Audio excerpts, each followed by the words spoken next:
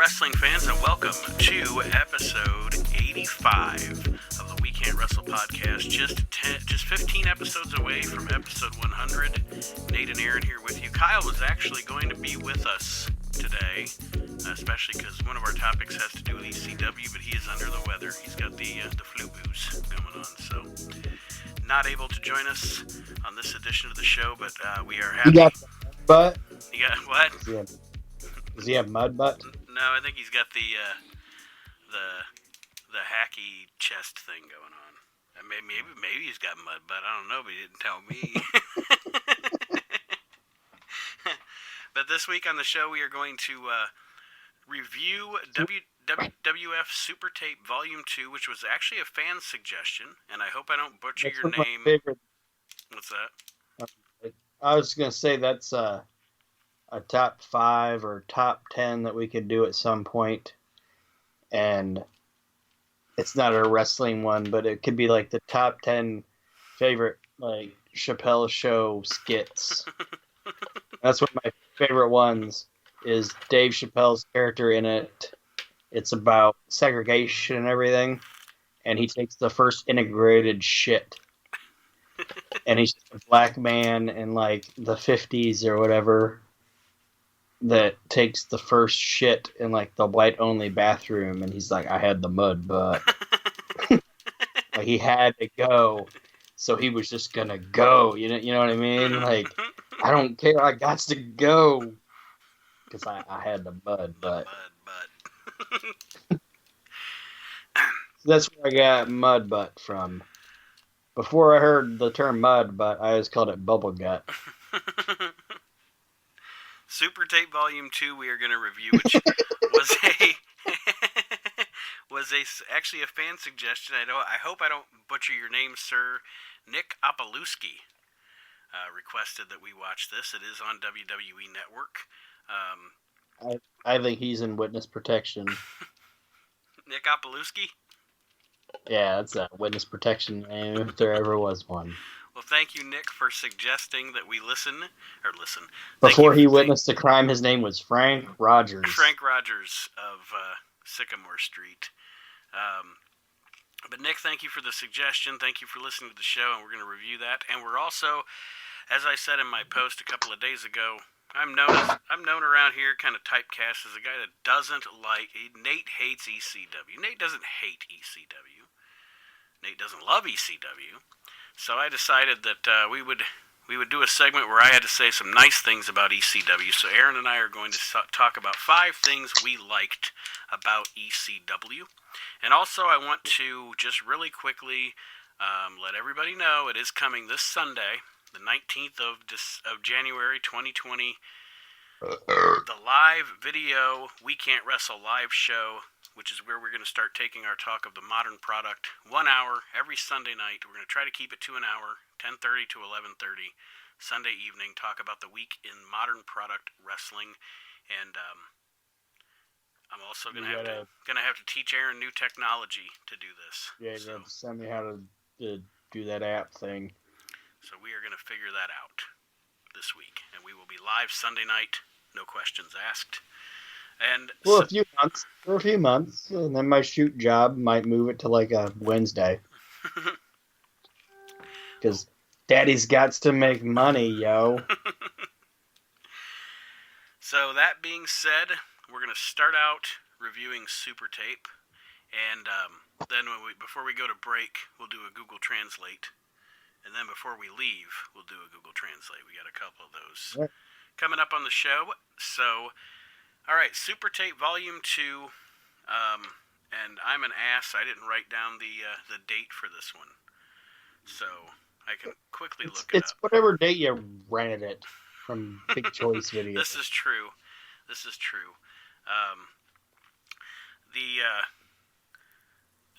The tape pretty much takes place going into WrestleMania 6. We'll put it in that time frame.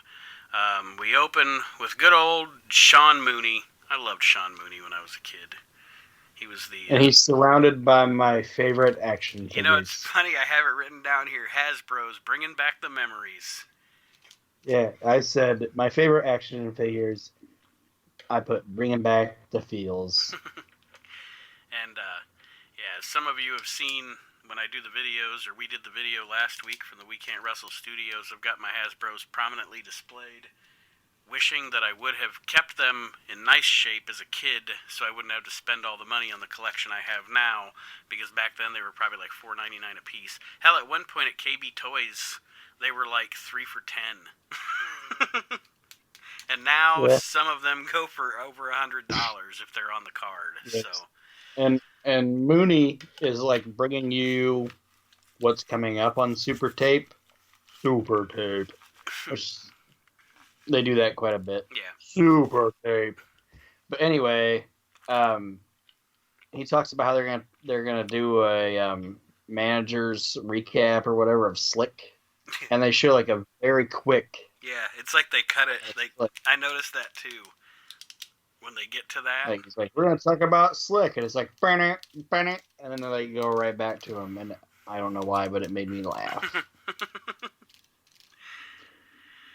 So the first match out the chute, I didn't have a lot of notes about the match, other than it is the Macho King, who has recently become king here in the WWF against the former king, Hacksaw Jim Duggan. Decent match, with the amazing, sensational Sherry on the outside. And yeah, I mean, good match. I didn't really have a lot of notes on the match though. I have some notes. Okay. For one, the Bigfoot of professional wrestling, Tom McGee, is one of the people carrying the sedan that Macho Man's on. Mm-hmm. This is one of the only two feuds that Jim Duggan ever had in the WWF that I enjoyed. Really? Yes. I enjoyed Macho King and Jim Duggan. And the other feud that Jim Duggan had in the WWF that I liked was his feud with Andre the Giant. But other than that, I don't have any time for Jim Duggan in the WWF. Hmm.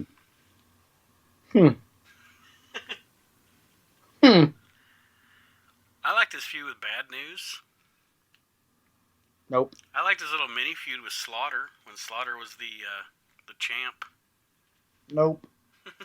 All right. Another note that I had was, and I've kind of always thought this because she looked like a lady that knew how to tussle. This was a pretty skimpy outfit that Sherry was wearing for 1990 WWF. You're right. It was pretty goddamn skimpy. She was pushing the limits there with the boobies and such. People might not think it, but I think Sherry Martel at times was a pretty good looking woman. She was crazy hot. Yeah. Yeah. And Sean Mooney, there's a purse shot in this match, all right? Sherry hits Duggan with her purse, and Sean Mooney goes, all Danny Davis knows is Duggan took some incredible blow from the Macho King. Yeah, I'm sure he did. Like in the locker room. Don't get busted again, Jim. Mm-hmm. No, I mean like he probably said, hey, Randy, you got some blow? And Randy was like, oh yeah, here you go. It's a cocaine joke. I know, that's why I said don't get busted again, Jim. Oh yeah, okay. Got stuff that'll blow your mind, man. Yeah. Freak out, freak out. No confetti, but we got cocaine. You'll see confetti. You don't need it because your mind will make it. Yeah. Mm-hmm. Situations develop, man.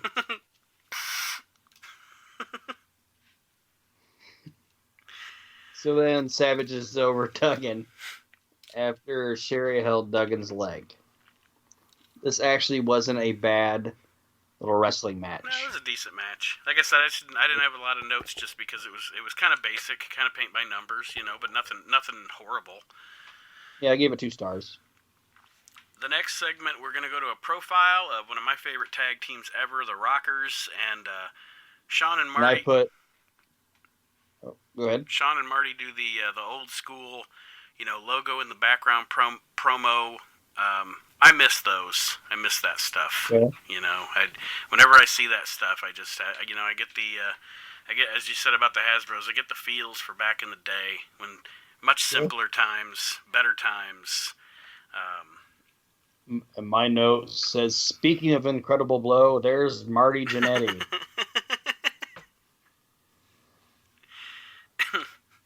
Didn't he have a Facebook post or something a while back where he had cocaine on his nose or whatever? Oh my God, Marty! You can't even begin to imagine the fucking road, the fucking rabbit hole you go down when you look at Marty Jannetty's posts. Like, he's had posts that state, like, I had desperate sex last night, and then it just trails off. It's like, what is he doing? Marty, it could have been so much different for the man.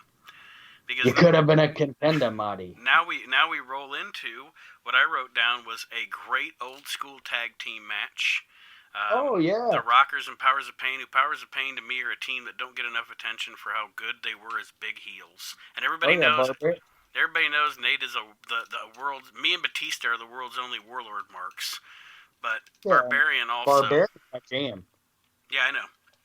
It actually says this in my notes. Barbarian is my jam.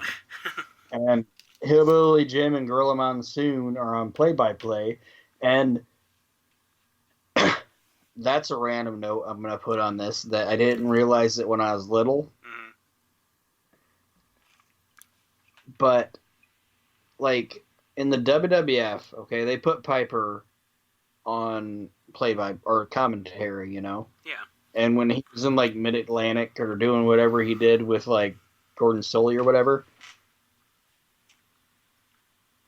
that Piper was great on announcing. You know what I mean? Yeah. But in the WWF, that would be my least favorite thing that Roddy Piper did. Because he was a babyface announcer? Yeah. And he was especially when he was with Vince, because they were just trying to outdo each other. Right. Or when it was him, Vince, and Macho even. That was even worse. Yeah. and another wrestler that I was a fan of that they tried to put on commentary that I didn't enjoy was Jim Neidhart. I hated Jim Neidhart as a commentator. Me too. As far as a commentator goes, he brought nothing to the table. Yeah, but you know who was really good? Hillbilly Jim. He was. And like, they should have done more with Hillbilly Jim. As, like, I'm not necessarily a Hillbilly Jim wrestling fan, like as a wrestler. But he's a good personality. Yeah, he's a good personality, and he was a good commentator. Like, they should have done more. Mm-hmm. I'm not saying he should have been, like, commentating WrestleMania or SummerSlam, but they should have done more with Hillbilly Jim as an announcer. You know who else was a good announcer? Side note, I guess, but we're talking about guys not being that we're still able to wrestle, but being a commentator instead. He only did it for a couple of months before he left. At either the end of 90 or beginning of 91, but there was a little bit there where they had Honky Tonk Man on commentary. I think he was on Challenge, I think, with Gorilla, or I don't even remember, but anyway, he was on commentary for a bit, and he actually did a pretty good job with it too. But yeah, you're right, Hillbilly, like, he doesn't make you want to not listen. He's like Piper and Neidhart and Savage. I'm not saying they were terrible, but they were still trying to put themselves over. Yeah. You know what I mean? Yeah.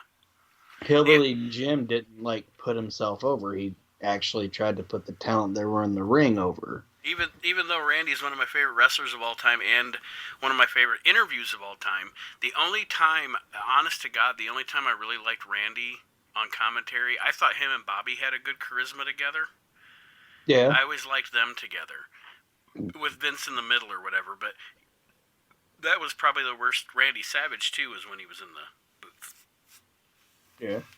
And I also put on my notes that people who thought that the Powers of Pain were just big oafs in the ring should just watch this match. Mm-hmm. Because even Warlord, they keep up with these fucking guys.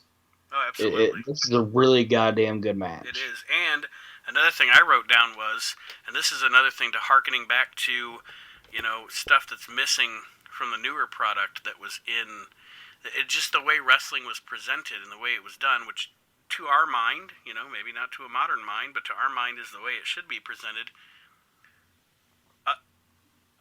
There was a huge pop just for Mr. Fuji using the cane on Marty Jannetty.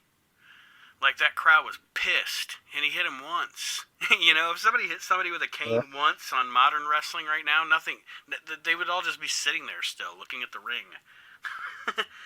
In this match, Fuji gets one cane shot in on Jannetty, and the crowd goes fucking berserk, like, you son of a bitch, And, I mean, that's a testament to the way the match was worked, the type of great heel that Fuji was, and the way that wrestling was back then. And then the Powers of Pain beat him. And it actually, like I said, wasn't a bad match.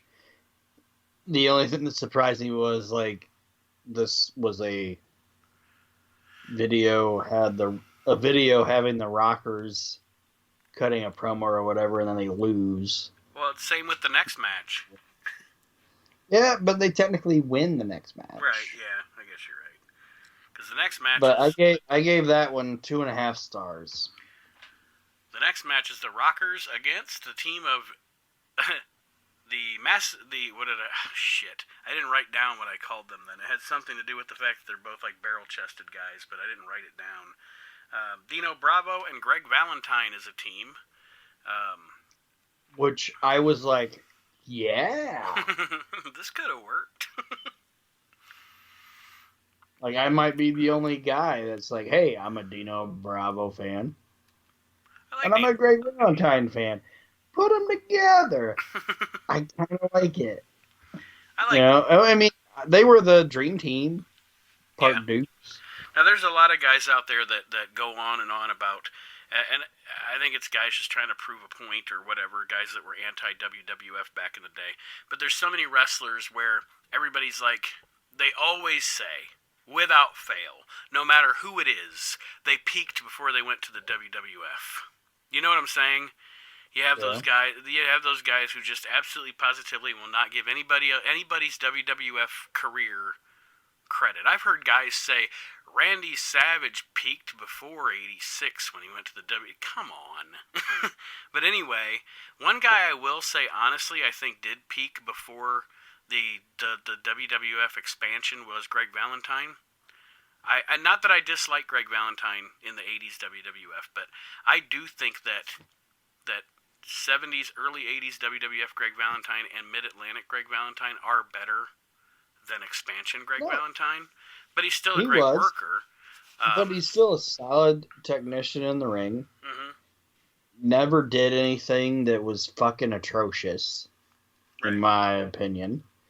And heaven forbid a guy that's been wrestling for, you said the 70s, okay? Mm-hmm. This is 1990, so he's been wrestling for 20 years. He's put in his time. So heaven forbid he's gonna decide to make some money and maybe work a little bit of a slower style. Right. Oh my God. It's the same thing people say about the bushwhackers. When they were the sheep herders, they were out there and they were cutting themselves and they were bleeding all over the place, and then they got to the WWF and they became cartoon characters. And they made more money than they'd ever made in their entire fucking career. Fucking that. Watch their shoot interview. They love Vince McMahon. Good for fucking them. Another one that bugs me is Coco Beware. Mm-hmm. People were like, Coco Beware was so great in Memphis. Yes, he was awesome in Memphis. That match where he beats the fuck out of that jobber, one of my favorite things to watch. Okay? And he was a fire plug, and he was built like a shit brick house, and he was awesome. But in the WWF, he might have got a little chubby, he might have got a little fat or whatever, but I never saw Coco Beware have a bad fucking match. Right. Yeah. He always entertained me. And he Like, was, I have no fault with these guys taking these paydays and basically having TV matches. mm-hmm. I fault them in no way. And obviously it worked because they made a lot of fucking money.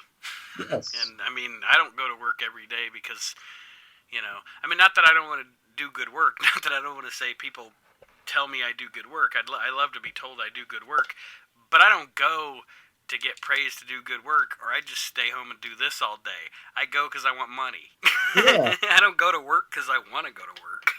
And I guarantee when Coco Beware walks into the Walgreens and somebody notices him, they don't go, "Hey man, that's the guy that beat the fuck out of that guy in Memphis."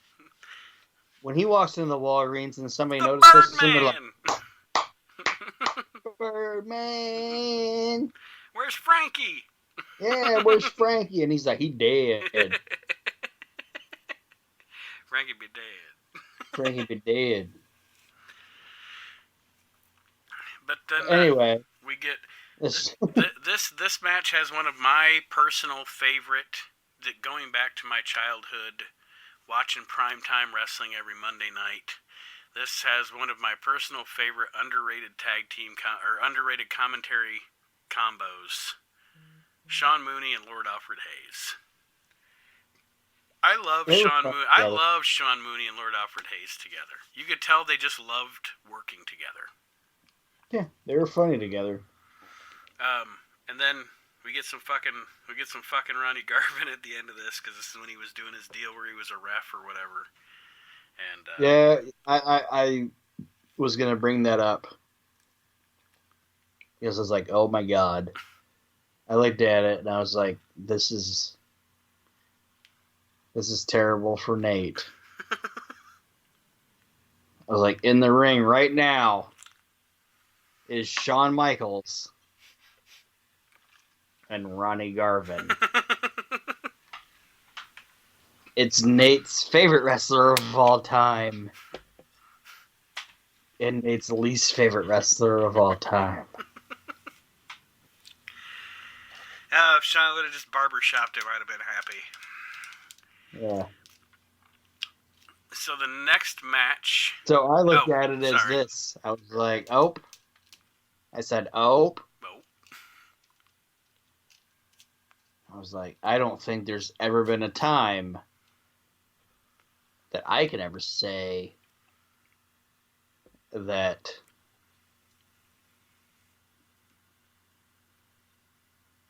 I guess there could be. Never mind. You were going to say Garvin and Michaels in the same ring at the same time? Well, no, I was going to say like my favorite wrestler and my least favorite wrestler ever. But that happened, so never mind. I could say like my favorite... Refresh the listeners. I could say well, because see, your favorite wrestler and your least favorite wrestler are in the same generation. Like, I've never, like, I can't say that Randy Savage and Spike Dudley were ever in the ring at the same time. You know what I mean? Yeah. But go ahead. We'll skip past what I was thinking. The next matchup here is honestly thankfully short, as it should be. This wasn't a match you wanted to go. This wasn't a match you would want to see go 15 to 20 minutes. It was Hercules and Akeem. This was a match selected by Laura. I must This not. was a I must fan not have been. requested match. I must not have been paying attention when Mooney was talking before this match. Or Remember, something. you used to be able to send a postcard in to Coliseum Yeah, Video. so you could get on their mailing list. Yeah, but you could send a postcard in and see your match. And Sean Mooney was like, Laura from Ontario has selected that her favorite wrestler that she loves, Hercules, goes one-on-one with Akeem, and Laura dislikes Akeem's dance moves. Oh, Laura, what's wrong with you? So then Sean Mooney goes, sorry, Laura, Akeem has refused to talk to you because you disrespected his dance moves.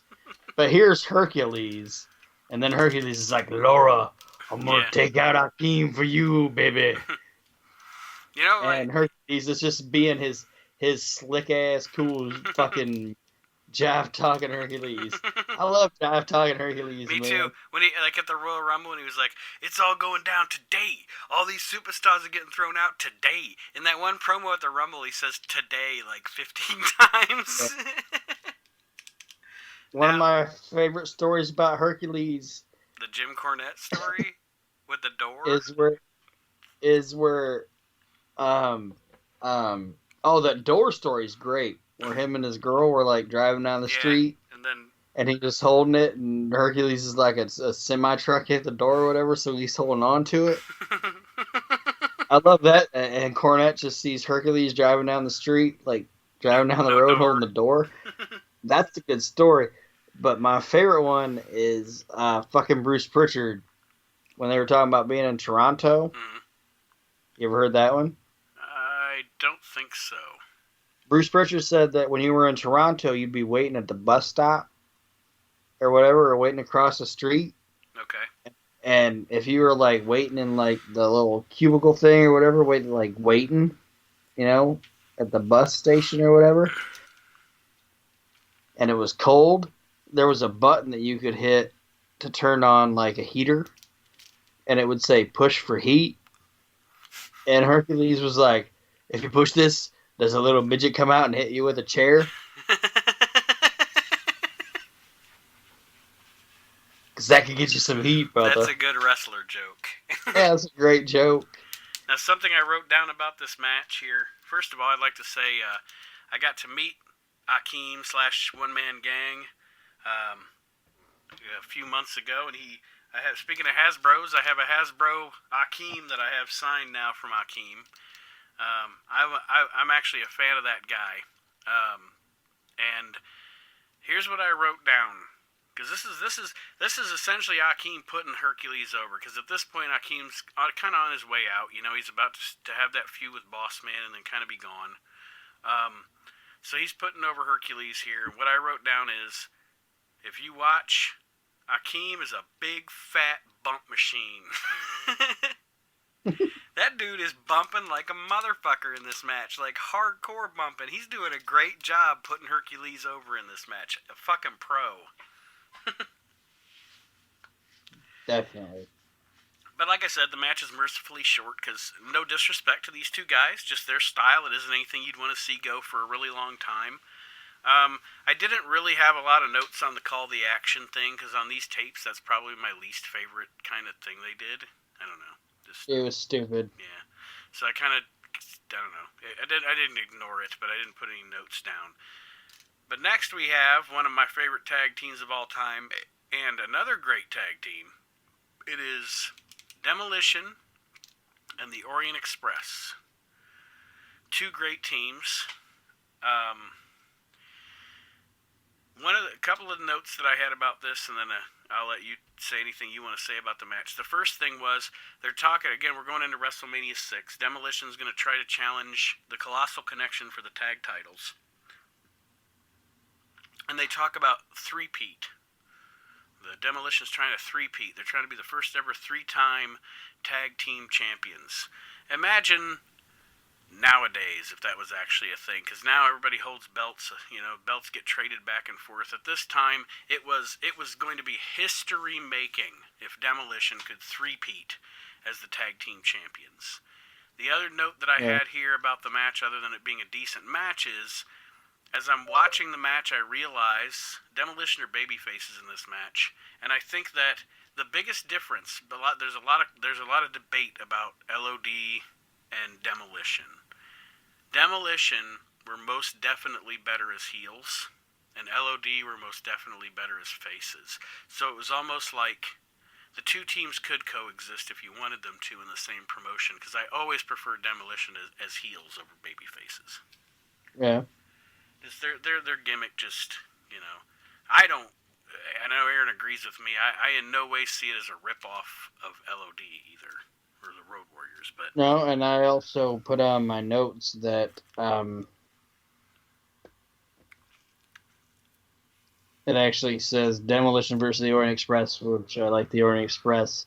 It's my notes say Demolition over the Road Warriors. I enjoyed Demolition more than the Road Warriors. yeah, I much don't give more. a fuck who says it. Yeah, no, much more here too. And they have one of the greatest theme songs of all time. Well, and I have to say it, and it's probably, I'm sure a lot of people are going to spit on their whatever they're listening to this show on. But I don't even put. I like LOD. Don't get me wrong. I like the Road Warriors, but they aren't even in my top 10 favorite tag teams of all time. Honest to God. And I'm not hating. I'm just saying I don't know. But yeah, I definitely put Demolition over the Road Warriors. Anything else on this match? Um, I just know that it was not a terrible match. It was 2 stars.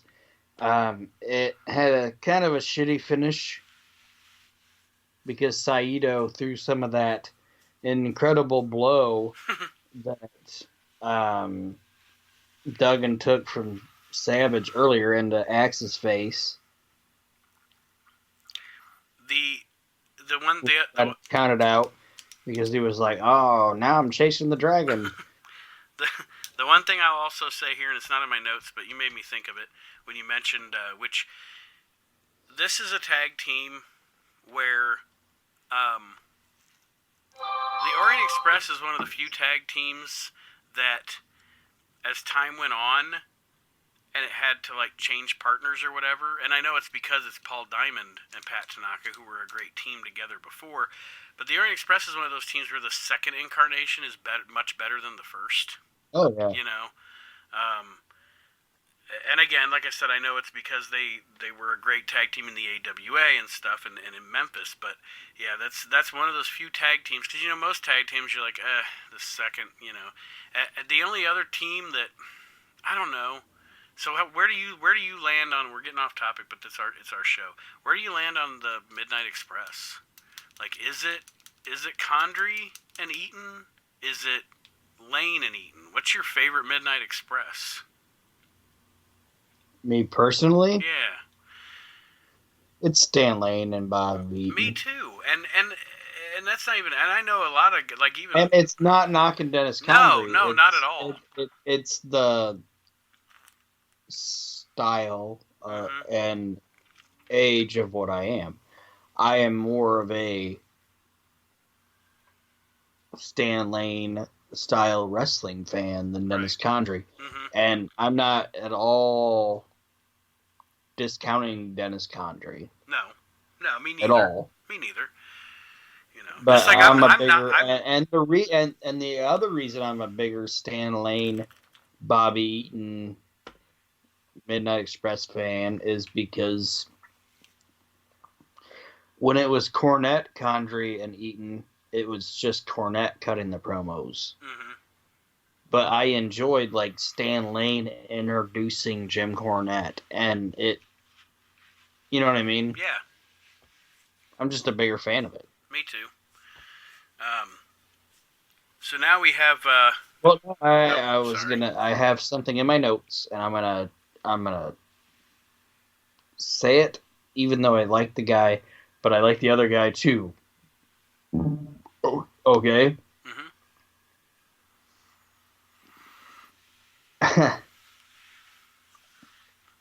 Mr. Fuji talking shit always made me laugh. But like you were just talking about like the Condry, like Bob Eaton, Stan Lane, Bob Eaton, Midnight Express. Do you know what Mr. Fuji was? Like in comparison, and it wasn't the same era, but it was kind of the same situation as the NWA. What's that? I think Mr. Fuji is the Paul Jones of the WWF. Oh no! Yes. Oh Oh no! yes. Oh no! Oh yes. Oh yes. Mr. Fuji is the Paul Jones of the WWF. As the guy, he cut terrible promos. Okay, just terrible. Like Mr. Fuji's promos made no sense. The only thing Mr. They, Fuji and Paul Jones have in common is they both manage the Barbarian. they both had a cane. They both cut shitty promos. They both managed some of the worst guys in the fucking territory. Okay? And you took the worst guys in the territory, other than Demolition. And the Powers of Pain. And the Powers of Pain. And the Orient Express. Anyway, you took some of the worst guys. Your case is falling apart. Listen. You took some of the worst individual acts, put them with the worst promo guy, and got it out of the way in the same segment.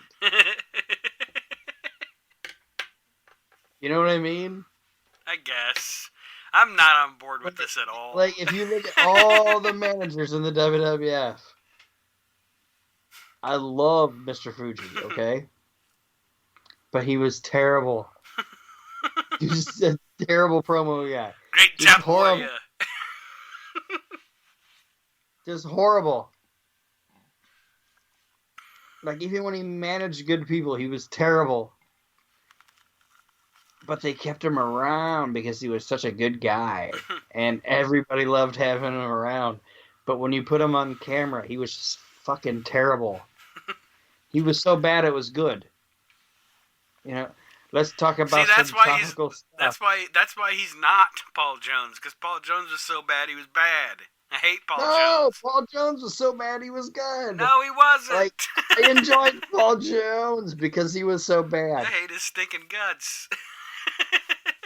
Like, that guy used the podium as a punctuation mark. If you watch when Paul Jones was like on the NWA, he'd be like, "Let me tell you something, Jimmy Valiant.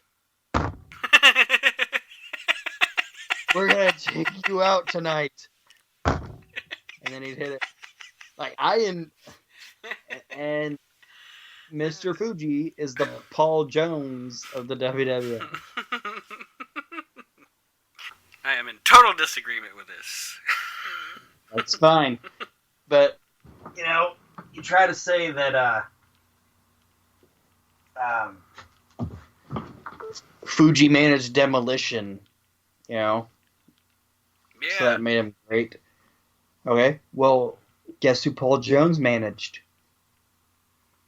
He managed the Mustache World Order, Manny Fernandez and Rick Rude, who were a fantastic team. And that's about fucking it. Other than that, he had what? Pez Watley. He had the end of Baron von Raschke. I'm just saying, promo ability and just ridiculously bad compared to everything else.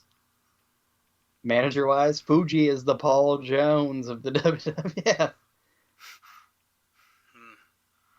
No. You know that gif of Tracy Morgan just going, no, nope, nope. Okay, well, it's fucking Fuji. Okay, so the next match is, I mean, there isn't a lot to say about it other than it's a really good technical match. It's Bret Hart against Rick Martel. You know, the only note that I really have there's two notes that I have about this match, other than it being a really good technical match from two really good technical wrestlers, was Gorilla Monsoon called a Russian leg sweep a neck breaker during this match. Bret does a Russian leg sweep, and Gorilla's like, what a neck breaker from Bret the Hitman Hart. And I don't know if the guy was a photographer or a ring guy or what, but there was a guy outside the ring looked like George Lucas. But Maybe it was George Lucas. They're like, Star Wars? No, that's World Class Championship Wrestling, George. Yeah, get the fuck out of here. We got WrestleMania, bitch. Did you have any notes? Like, I didn't have any notes on the match. I just put good match, as expected. It was a good match, but I don't like time limit draws. Mm-hmm. That was my only thing. It was like, what would it have hurt for Bret to beat fucking Rick Martel? Or vice versa, because at this point Rick Martel had kind of sort of just gotten into the whole model character. It's not gonna hurt. It's not gonna hurt. Still fucking in a tag team, basically. It's not gonna hurt. It's not gonna hurt Bret for him to put Martel over.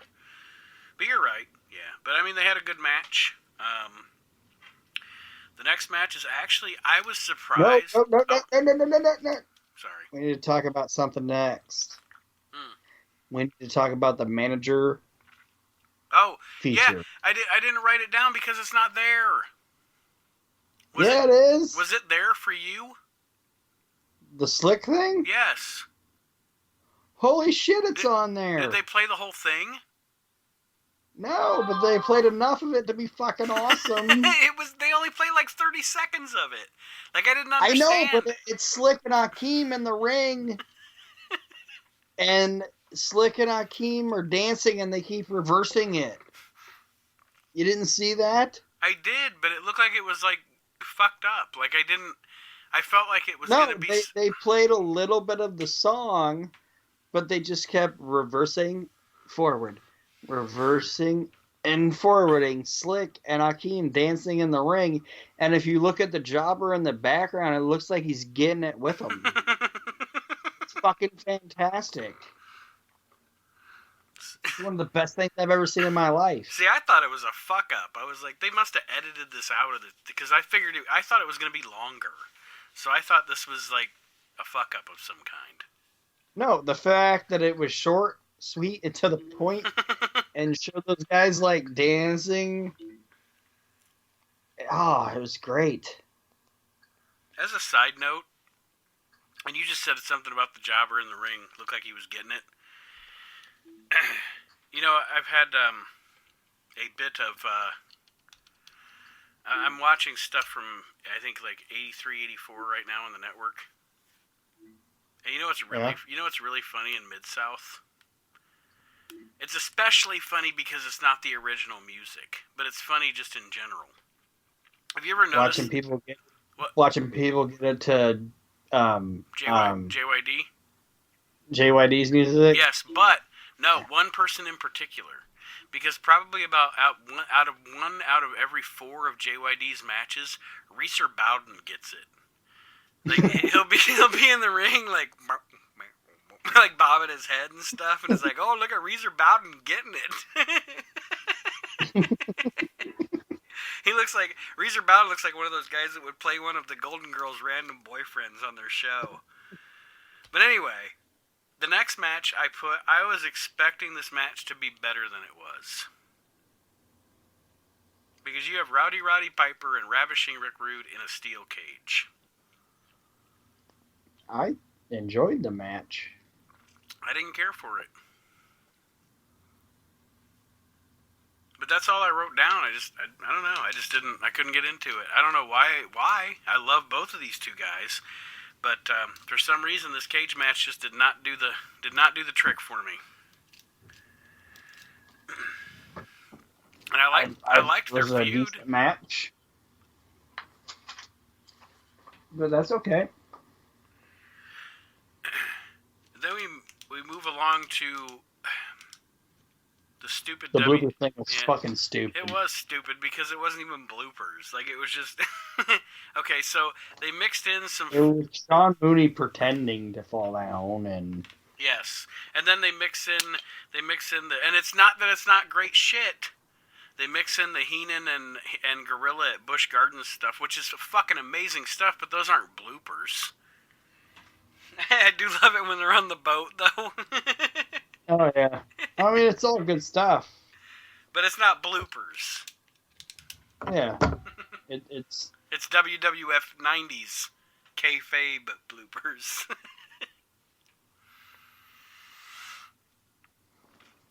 And now the main event, unless you had anything else on that stupid bloopers segment.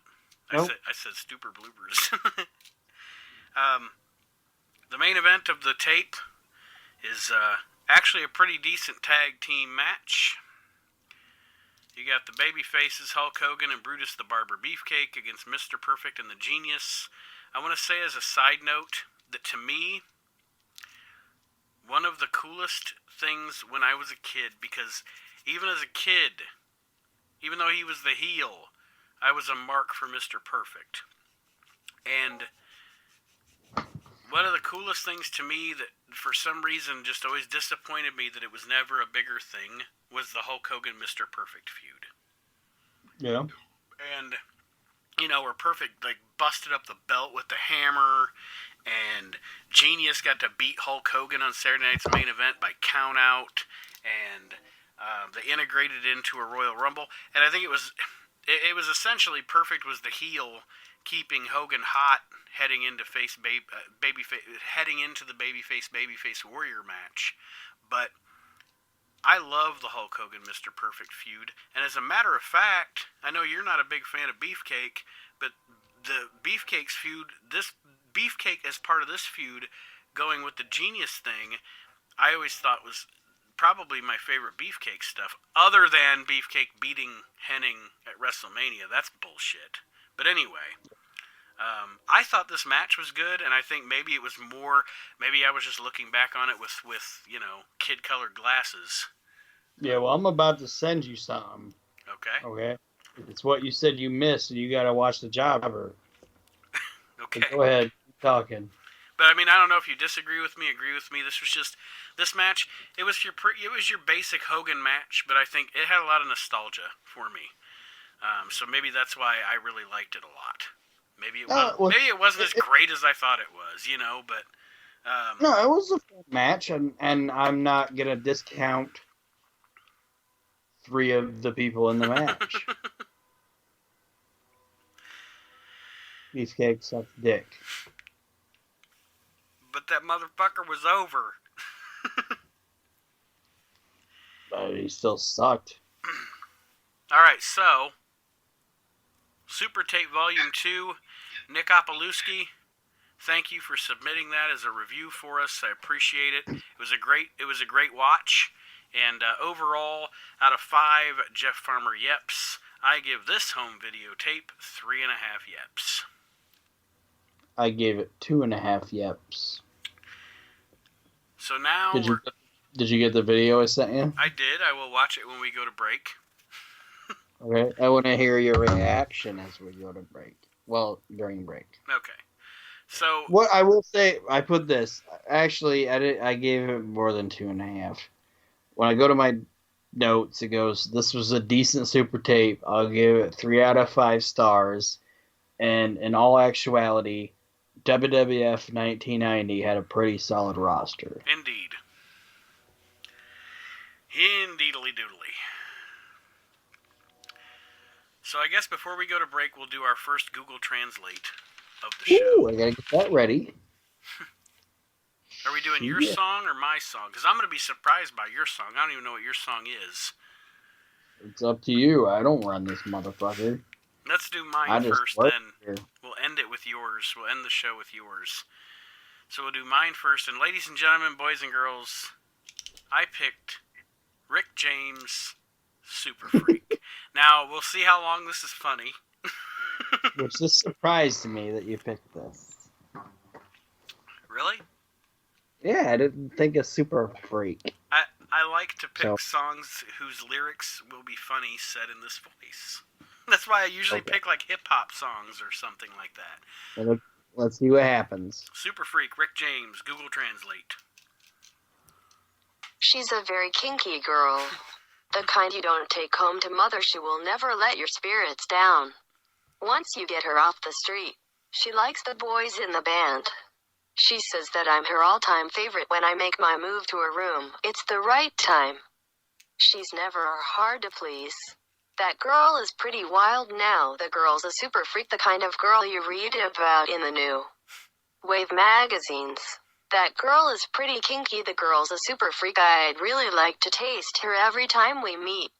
She's alright. She's alright. That girl's alright with me, yeah? She's a super Yeah. freak. Super freak. She's super freaky. Super freak. Super freak. She's a very special girl. From her head down to her toenails, yet she'll wait for me at backstage with her girlfriends. In a limousine. Three's not a crowd to her, she said. Room 714. I'll be waiting. When I get there, she's got incense, wine, and candles. It's such a freaky scene.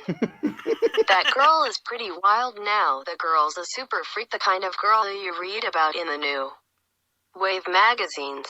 That girl is pretty kinky. The girl's a super freak. I'd really like to taste her every time we meet. She's alright. She's alright. That girl's alright with me, yeah? Yeah. Yeah. She's a super freak. It's like a Super foreigner. freak. She's super freaky. Super freak. Super freak. Temptation sing. Oh, super freak. Super freak. The girl's a super freak. Oh, she's a very kinky girl. The kind you don't take home to mother. She will never let your spirits down. Once you get her off the street. That was it. The kind you take it, she's a super freak, yeah. Yeah. It's like Google Translate, bitch. That's why I thought you picked it, because she was like, yeah. I know you like when she's like, something. It's a question and it shouldn't be, yeah. Yeah. She's a super freak. Yeah. Yeah. All I'm right. an ass man. Yeah. I'm an Yeah. ass man. All right, so we're going to take our break, and when we come back, we're going to talk about 5 things we like about ECW here You on, gotta watch. Okay, here that's on fine. the We Can't Wrestle podcast. We'll be right back after this.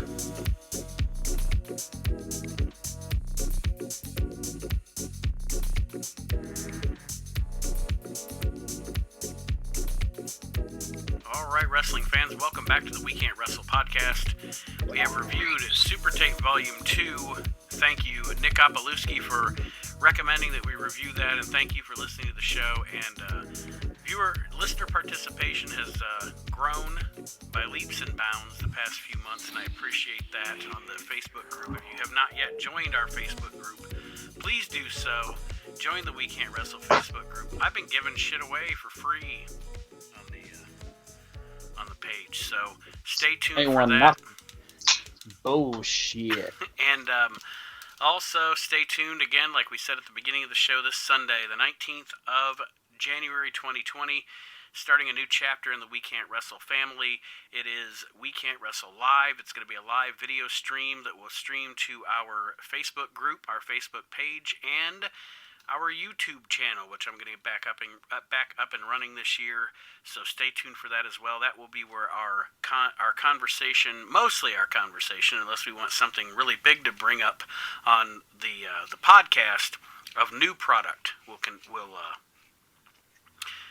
happen. Now, one thing I did want to ask you, Aaron, real quick. We're about to talk about ECW, and ECW was different back then. It was different. It was something that was much different than the rest of the wrestling product that's out there. So something that's different that I want to ask you about, just real quick, your opinion. What is your opinion of Impact crowning Tessa Blanchard as their world champion? I haven't watched it yet, so I don't know. I was just trying to get back into the modern product, and I have some Impact DVR'd. I'm not going to watch Impact for our modern product show. I'm not gonna comment on something I haven't watched. I'm a firm believer that I'm the type of person that says I can't like something or dislike something until I watch it, or until I taste it, or until I try it. Mm-hmm. You know what I mean? Yeah. Other than skydiving and and like having something in my butt. Like those two things, I know I don't like them. Like I'm not going to enjoy that because even though I haven't tried it, but I know I'm not going to jump out of a perfectly good working plane. Like I wouldn't enjoy that, and I don't want anything up my butt. But I won't say, you know, I don't like this until I see it or try it. So once I watch a couple episodes of it, I won't say I disagree with it. Well, I respect you for watching Impact. I don't watch it anymore, so if there's anything to be Do you know, I have a question for you. Okay. And I posted this on a page, and I asked this question. I do have this question, though. Do you know what Tessa Blanchard's favorite show is? I saw your post, so I'll let you tell the listeners what your punchline is. It's The Deuce.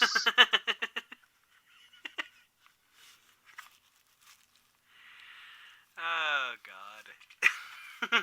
I'm not going to fault her for making money. Not at all. All right, so the conversation now shifts to ECW. And like I said, I wanted to come on the show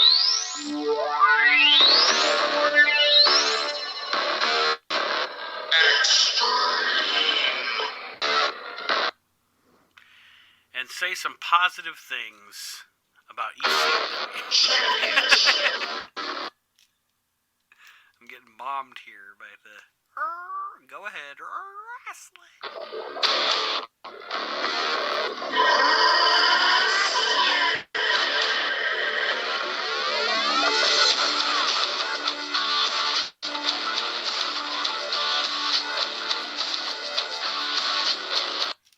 13-year-old me was like, fuck yeah, man. Now, see, here's the thing. Here's the funny thing.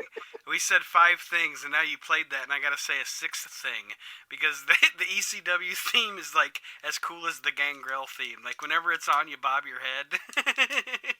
I'm just saying, you're a little older than me, so that might be the difference.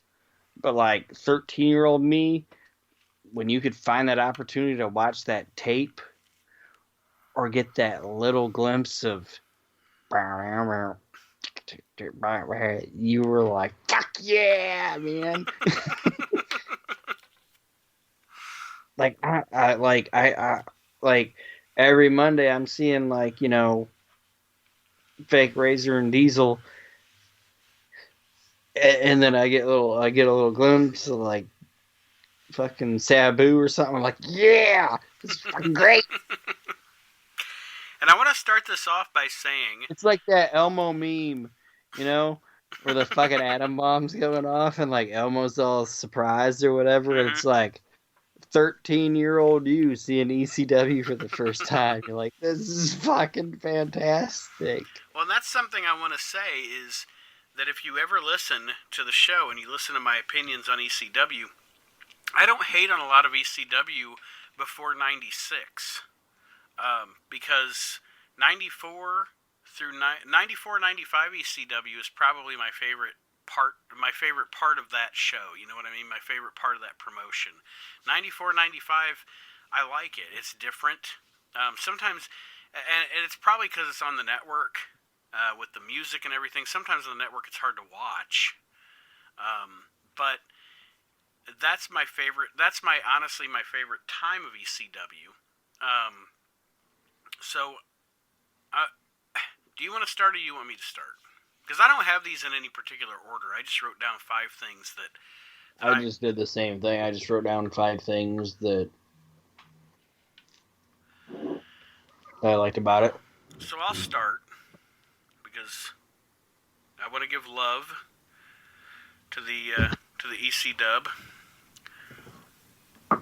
The first thing I wrote down, the first thing that came to my mind, and I've talked about it on the show before, is to me personally, my absolute, honest to God, favorite thing ever in the history of ECW are the Mick Foley anti-hardcore promos.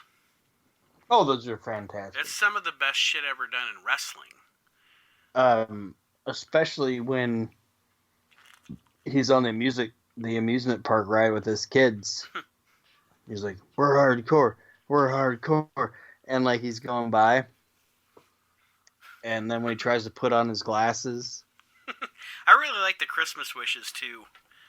yeah, But yeah, that whole angle, um, the Uncle Eric stuff, and that's my favorite in the entirety of that promotion.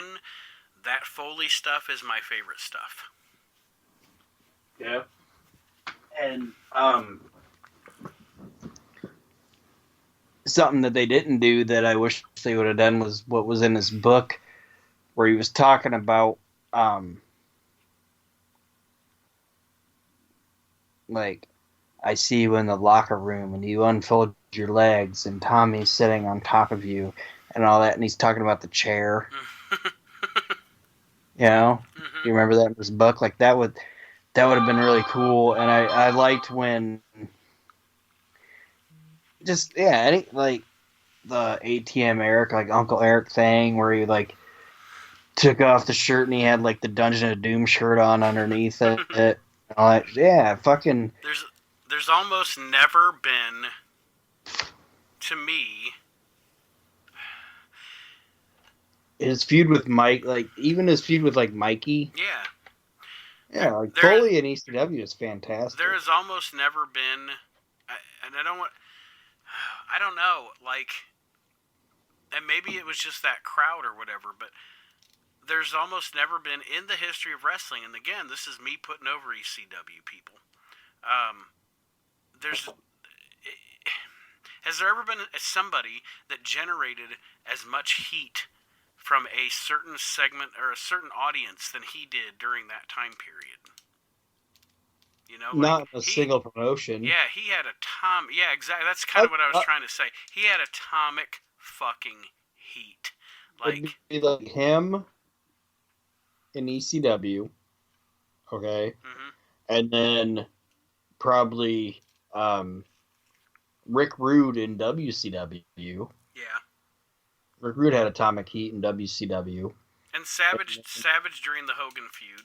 Well, I was gonna say even more than him, probably Jake in the Randy Savage feud. Yeah. When he smacked Elizabeth. Yeah.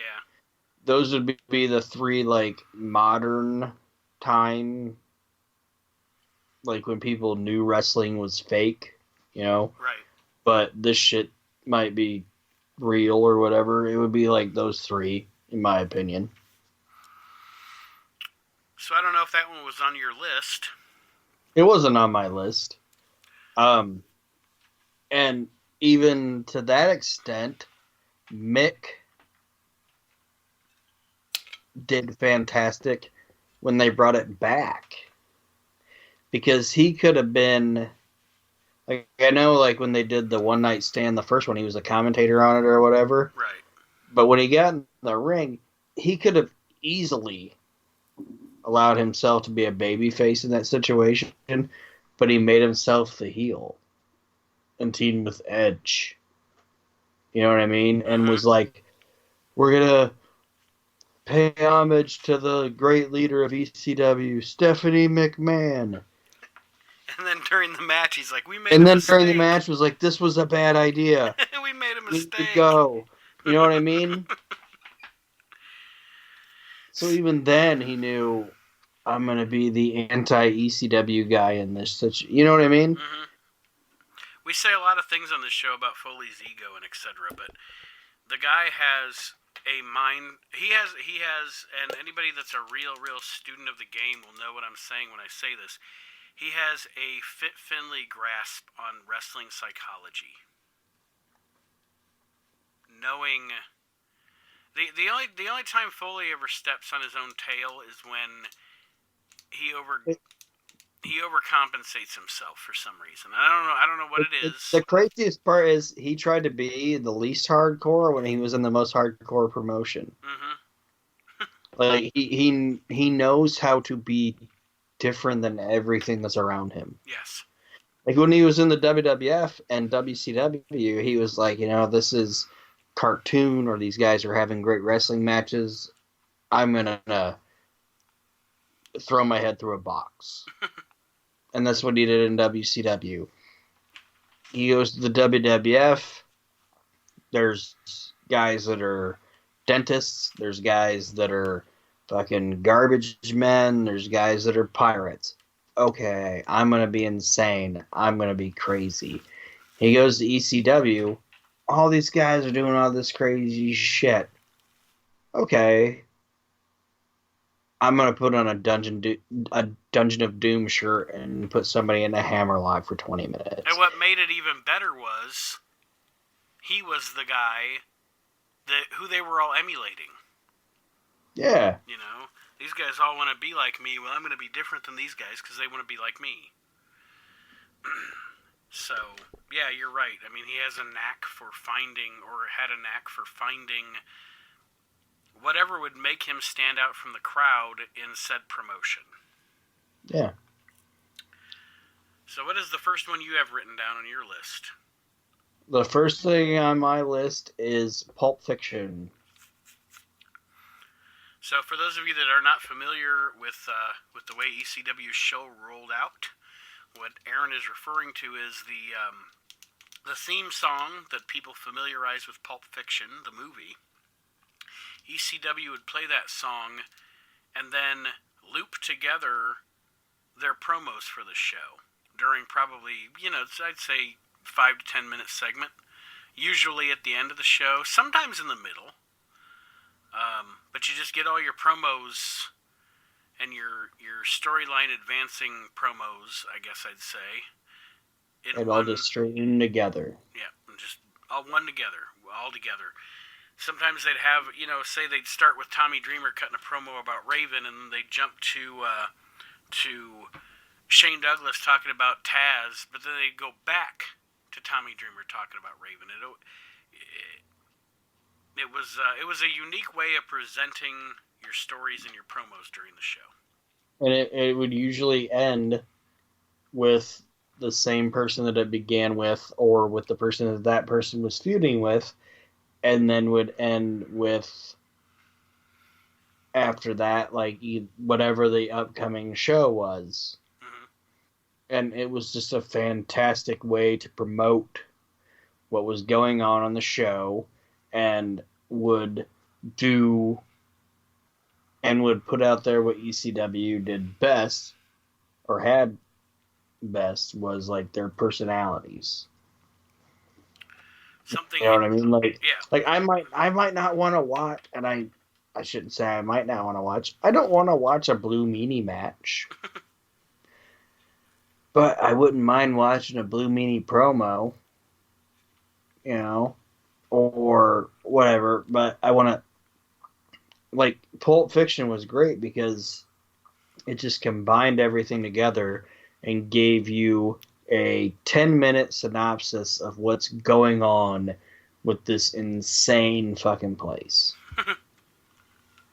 Like, this is fucking insane. And now we're going to give you 10 minutes for these 12 guys to tell you what the fuck is going on and what has them pissed off. And if you can watch them. ECW is almost a show I recommend people watch on YouTube. Because on the network, it's hard to watch sometimes. Like, the Pulp Fiction music on the network is terrible. And it distracts from the segment. So if you're going to watch ECW, whatever episodes you can find on YouTube without the music edited, I recommend that. I don't know if you agree with me, Aaron, but sometimes it's just with the music, it's hard to watch. I just try to blend it out or block it out, whatever you want to say. So the next thing on my list is I like anything in ECW where I get to see Mike Awesome and Masato Tanaka work together. I knew that would be on your list. Aaron knows me too well. And I didn't put it on mine. That's why I didn't put it on mine. But that's the last great thing of ECW. Yes. Those two guys, both great performers, both great strong style performers, bringing it to the States. And I want everybody that's listening to this show right now, to watch every match you can that Mike Awesome is against Masato Tanaka, because it is never fucking bad. Those guys, that's some.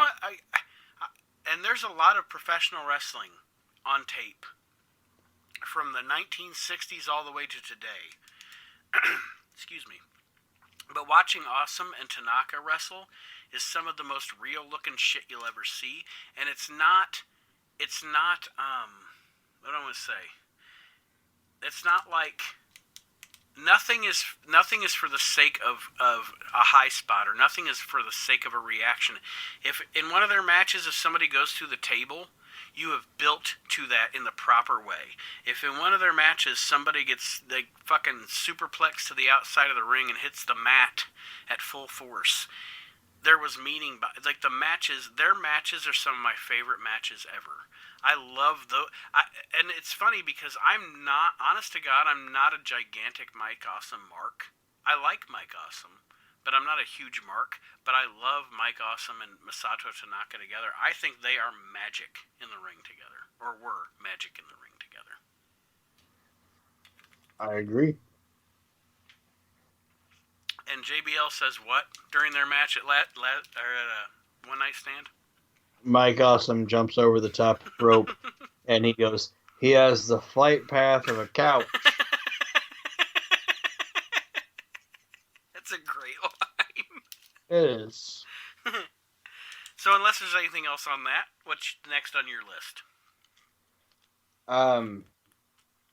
I liked the ECW would acknowledge feuds / titles from other promotions. At the time, that was different. I know it's stupid. It might not sound extreme or whatever, but I like when a wrestling promotion will do that. Like, somebody would come in, like an Arn Anderson, and they would say, this is because Arn Anderson did compete in ECW, or whatever. They'd say, this is Arn Anderson, and he is a 3-time world television champion and a 2-time WCW tag team champion. Or Shane Douglas would come in and they'd say Shane Douglas was the WCW / NWA tag team champion with Ricky Steamboat. You know what I mean? I know what you're saying. Now, what I will say to that... Go ahead, sorry. What I will say to that as a caveat is, do you think that was...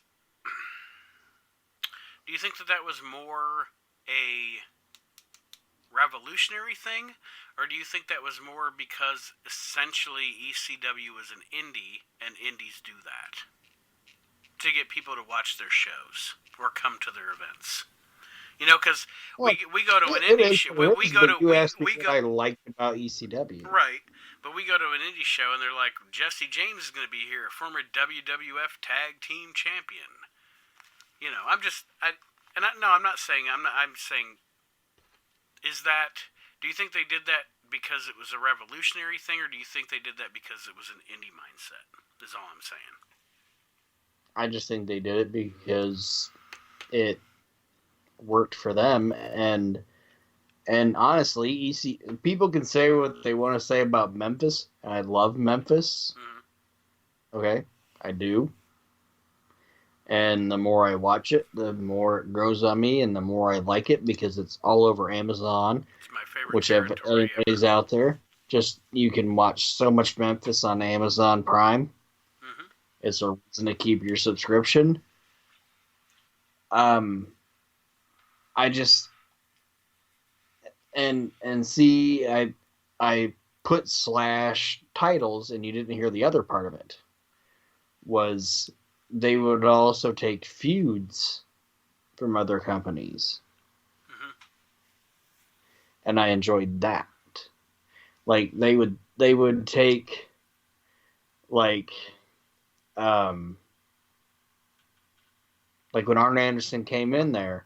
Like, Arn Anderson shows up, and now he's pissed because Bobby Eaton's come to ECW now, and he wants to stop that. You know what I mean? Or like they would sometimes they would take off of what other promotions did that would come into their promotion, and then they would utilize it. Right. And I enjoyed that because other companies wouldn't do, like WCW wouldn't do that, WWF wouldn't do that, WWF and definitely wouldn't do that. yeah, really wouldn't do it. Another thing, and I didn't lump it in here, but I will now, is like a guy would come in and they wouldn't change shit about him.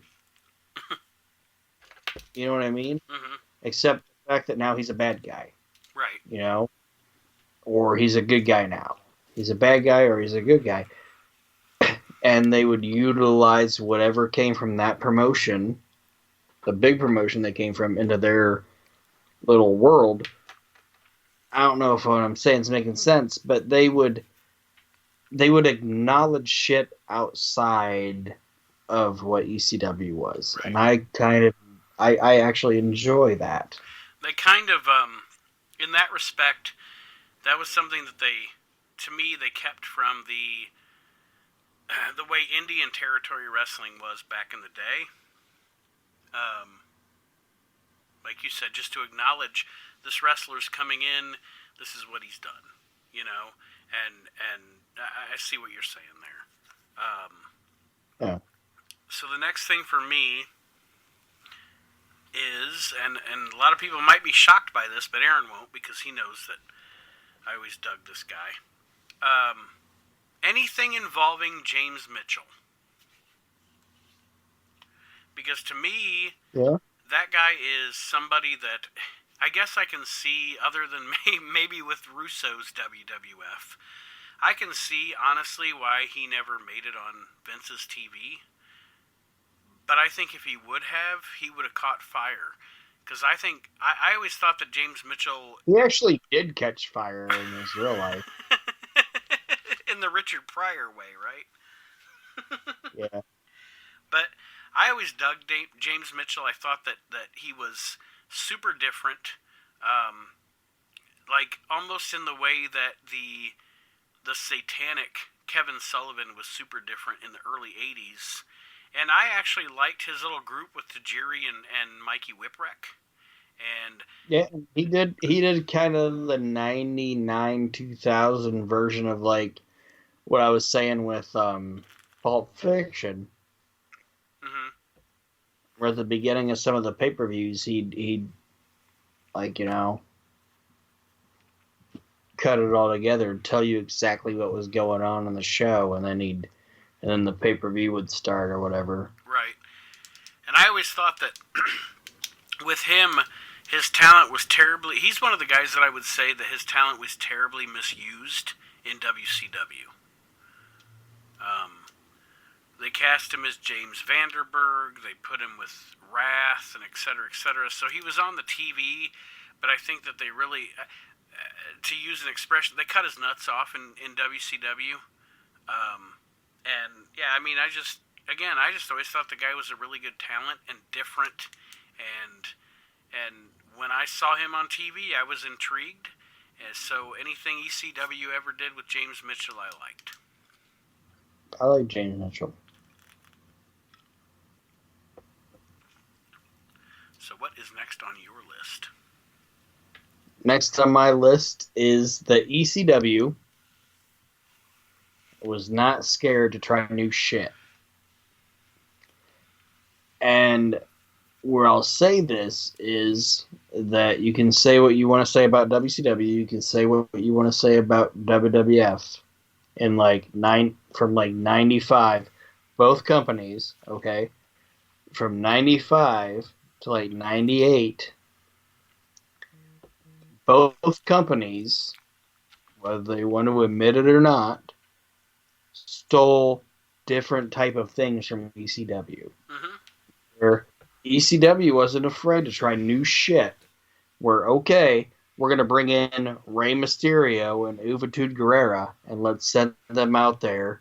Or Rey Mysterio and Psychosis, and let's send them out there to do some shit that American fans have never seen before. Okay? Right. And the 600 people or the 1,000 people in that building were like, holy fuck, to the point where Eric Bischoff was like, okay, I'm going to scoop them. All right? Mm-hmm. Whereas on the WWF side of it, it's like, okay, we're going to take this blood and guts type deal or whatever. And then the WWF was like, okay, we're going to scoop that. ECW, whether WCW and WWF want to admit it or not, stole a ton of shit away from ECW. And I'm not saying that they were wrong to do it. I'm not saying that they were right to do it. But every time Eric Bischoff goes, I never took Dean Malenko, Eddie Guerrero, Chris Benoit away from ECW. He's lying. You know what I mean? Mm-hmm. He took those guys and he gave them the opportunity to actually make money, and he gave them contracts. And when he says, hey, I told Dean Malenko, Eddie Guerrero, and Chris Benoit, come out of that bingo hall and I'll pay you money to where you'll have a steady contract week to week to week to week to week. He's right about that. But he would have never picked up on those guys if they wouldn't have been in ECW. Right. You know what I mean? Mm-hmm. And there's shit WWF did that they never would have picked up on if this person wouldn't have been in ECW. You know what I mean? Al Snow. Al Snow. Who else was there? I don't know if how to, and I might be reaching on this, and I know it took a minute to get there, but honestly, if Steve Austin would have never went to ECW, okay, Mm-hmm. if Steve Williams, the man, would have never went to ECW and been able to show the personality that he had there, and I know it took him a minute to get to Vince for Vince to see that, would he have ever got there? I think so because of Jim Ross. Well, I know. Like, I know Jim Ross liked him, but would it have been the same type of Steve? You know what I mean? Mm-hmm. Yeah. Like Jim Ross had seen Stunning Steve Austin. So if Steve Austin, the man, would have never been able to cut that, you know, you sit there, you put your goddamn ham sandwich in your metal lunchbox, and you know that promo I'm talking about? Yeah. Like, if Steve would have never been able to cut that type of promo, would anybody have ever known the guy was capable of it to where you would have had a Stone Cold Steve Austin? Right. So, in other words, because on ECW you were allowed that creative freedom. Yeah. So what I will say to that, and I'm not discounting what you're saying. I agree with you. But what I will say to that is, in ECW you could have that kind of freedom, but to me, a lot of that comes from.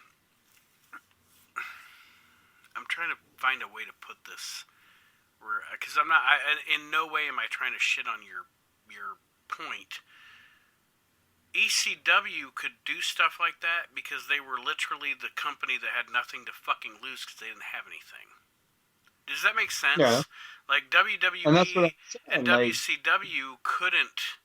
I mean, they could, but they're thinking in a bigger, more corporate environment kind of thing. I know, you know? That's what I'm saying. Like, if Steve Austin would have went from WCW as being Stunning Steve Austin, okay, to WWF as the ringmaster, and people and he would have never had the opportunity to even record something like that. Mm-hmm. You know what I mean? Nobody would have ever seen it. You know what I mean? Like if he would have just, if Steve Austin would have just went from WCW, Stunning Steve Austin, gets fired, and then goes right to the WWF, nobody would have even known or seen, hey, this guy's capable of this. You know what I mean? Mm-hmm. Because they typecast him as this guy that can't talk. He would have been put with Ted DiBiase. The ringmaster thing would have floundered, and they would have never been able to go back and look and say, holy shit, the 6 months this guy was in Philadelphia, I watched 5 or 7 promos that he did there that were fantastic. Right. You know what I mean? Yeah, I see because what he you're would saying. never had the 5 or 6 months to do that. Mick Foley left WCW, went to ECW, did those fantastic anti-hardcore promos you talked about, and then he went to the WWF. He would have never been, nobody would have been able to see what he did there because that would have never existed. Mm-hmm. Or what? That's what I'm driving at is the ECW wasn't afraid to just fucking try shit. WCW and the WWF at the time were afraid to try shit. Yes. There was this little fucking promotion that didn't give a fuck.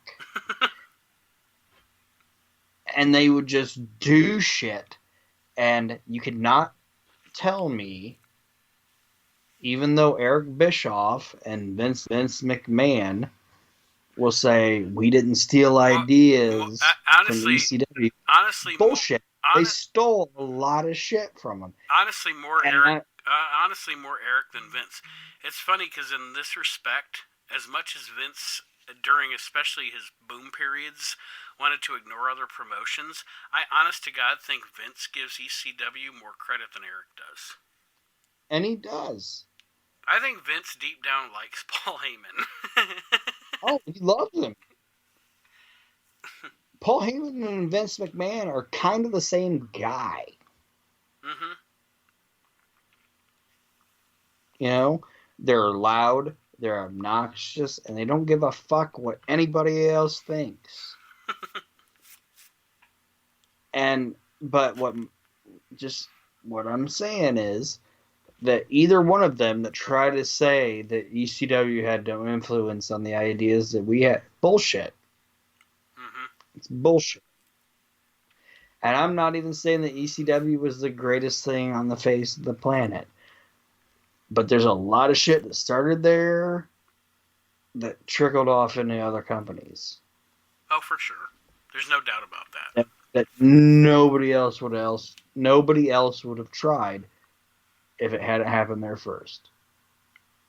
Like Steve Austin would have never been given the opportunity to be Steve Austin if he wouldn't have had that chance in ECW. Because nobody would have ever seen it. He would have went from WCW as being Stunning Steve Austin, and then he would have went to WWF as the ringmaster, and the ringmaster would have not gotten over, and then he would have got fired. And it would have been his fault. Yeah. They'd have been like, that guy doesn't have it. So, the next thing on my list might actually surprise even Aaron. So this one might surprise you. It might not, I don't know. But one of the 5 things I really like about ECW is Jason. Jason, he wasn't on my list, but Jason was awesome. He was. He was like... First of all, in ECW, he was one of the few constants in ECW. Like he was there from the beginning? Yeah, from beginning to end. He was an amazing, shit heel. You know what my favorite Jason things is? The Mr. Hughes thing? Well, that's fun. You got money? That But thing, like, I love that.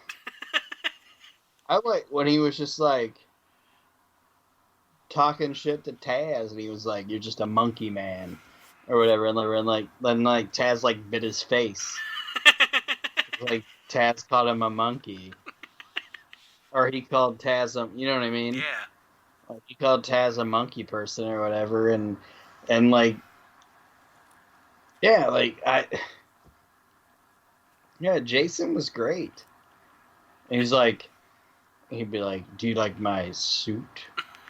Yeah, and, like just Like all the shit, and then when he Joey would be like, "It gives me hives, it gives me hives," Jason like Jason was Jason's character to me was what, if it would not have times been watered down, what the model Rick Martel gimmick could have been, yeah, you know. And not that the model Rick Martel, I love the model gimmick. I love Rick Martel in that role, but being able to be, you know, like, but one thing I'll say about ECW, like you were saying earlier, is the handcuffs are off. You know, do what you do and let's see what happens. And that was, to me, Jason was definitely he was what that model character could have really been if they would have went and balls to the wall with it. yeah, and this might not sound when I compare this when I compare the Jason character and the history of Jason to ECW to this person, at first you're gonna be upset, okay? Hmm. But I'm gonna have you hear me out. You know what I would almost compare Jason to What's that? in ECW? If you would compare it to like the big time WWF, you know what it would be? What's that? Jason was almost to me like the Bobby Heenan of ECW. You know what I thought you were gonna say? What? Early Shawn Michaels heel. No, I think he's the Bobby Heenan of ECW. Make that case. That he was consistently there Hmm. all the time. He was normally involved in the main events, fucking with the main event superstars, Hmm. and would usually get the shit kicked out of him. But he was always there, and he was always a constant, and he was always in like the antagonist, Right. one of the main event. You know what I mean? Yeah. Yeah. Bobby was always in the WWF, and he was always involved, Always in the mix. and always in the mix. And he might have not been managing the world champion at the time, but he was usually managing the Intercontinental Champion or the Tag Team Champion. And that was what Jason was doing. He Right. was usually managing the television champion or the tag team champions. And he was always involved. And like I said, he wasn't as, like, I'm not saying he was as funny as Bobby Heenan, and I'm not saying he was as talented as Bobby Heenan, but to me, he's like the Bobby Heenan of ECW. Right. And he could have, I think, given the. Like, Oh, go ahead. go ahead. No, The, sorry, say it. I was gonna say he could have, given the opportunity, which he was not ever given that opportunity, um, been he could have fit into. Obviously, it would have been a bit watered down, but he could have fit into like early to mid '90s WWF. You know, somewhere where like Scott Levy, Johnny Polo, you know, with the Yeah. Quebecers or something like that. Yeah, like I actually dig Jason. Oh, I love Jason too. So I would like how he'd be like, he'd say a bunch of stuff, and they'd be like, "How do you feel about my suit?" Like that always just cracked me up. Yeah, because Like there was an instant, like an ECW thing where he called Taz a monkey man. He's like, "You're a monkey man," or whatever. And then he was trying to apologize to Taz, and he was like, I understand that I like." He was like apologizing to him in the hallway, and then the Tasmaniac at the time had like Jerry Curl, and he was, the Tasmaniac, hmm and he whipped his head, like the Tasmaniac was gonna try to accept the apology, and he whipped his head, but he splashed all his sweat, and that's when Jason was like, "Ugh, you just messed up my suit. You just messed up my suit. I always knew you were just an illiterate monkey." And that's when Taz like bit his this face. fucking guy. Yeah. It's the like, "You best, just messed up my nicest suit, the you be- illiterate monkey." the best thing about it was the suit had no shirt. Yeah, Jason was awesome. But that's what I was trying to say. Like that guy went from like 1994 all the way to the end of it. Yes, he did. All right, so what's next on your list? I have one more. I have two. All right. One is a person. The other one is the feud. So, do you want the person or the feud? Go with the feud. The feud is Raven versus Tommy Dreamer. Which was essentially for 2 years what everything in ECW revolved around. And that's why I put on it that shit spun out of it. hmm Like, if anything was involved in ECW, it was because it came out of Raven versus Tommy Dreamer. And it was so believable because it was like, if something was real and all of these guys were in a locker room, it would be like that. You know what I mean? Yeah. And like two guys would start feuding out of that, and then it would spawn off into this, and then it would spawn off into that, and then it would come back to it, and then it would go away from it, and then it would go back to it. It was just fantastic. But yeah, definitely for probably a 2 year period, from what would you say, 95 to 97, that was probably if you want to compare it to something, a figure of speech. That feud was probably the spine of ECW. Now my last one is a feud as well, a rivalry, if you will, as Dusty would say, baby. And it is the rivalry, the matches, anything involving Rob Van Dam versus Jerry Lynn. Yeah, To me, there's no fantastic denying, matches. yes, fantastic matches. The rivalry was a really good old school wrestling rivalry. They didn't try to do. The thing I liked about those guys in ECW was they didn't try. I don't want to say this because sometimes I liken ECW to Rob Zombie movies in that. Me no like Rob Zombie movies. Well, here's my thing about zombie movies, and I'm a bigger horror movie fan than you are.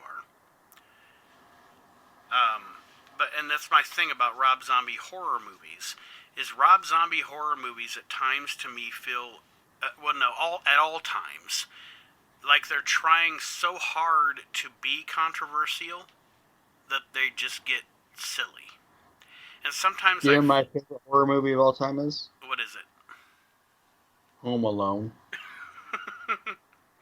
Home Alone 2, actually, because at that point, the child protective services should be called on these parents. But The first Home Alone is dark, man. it It's is, some violent shit. and it's great. But at times, ECW to me, one of the biggest things, and it's much like those Rob Zombie horror films, is it tries so hard to be controversial that it gets silly. And the reason I like RVD and Lynn, much the same reason I like Awesome and Tanaka, is it brings it back to this is just an old school, honest to God wrestling rivalry between two guys who are peers and both great at their craft and are going to compete for a championship and have fantastic fucking matches. RVD, Yeah. to me, Jerry Lynn is RVD's greatest opponent ever, and vice versa. Like, I don't think that those two guys in wrestling, and I love RVD, and I love Jerry Lynn, but I, honest to God, don't think either one of them ever did better work than they did with each other. And I agree. And see, that's like, and I'm not trying to be like the huge ECW defender, but that's one of the things they'll say about ECW is like people talk about the blood and guts of it, Mm-hmm. and that's the stuff people remember about it.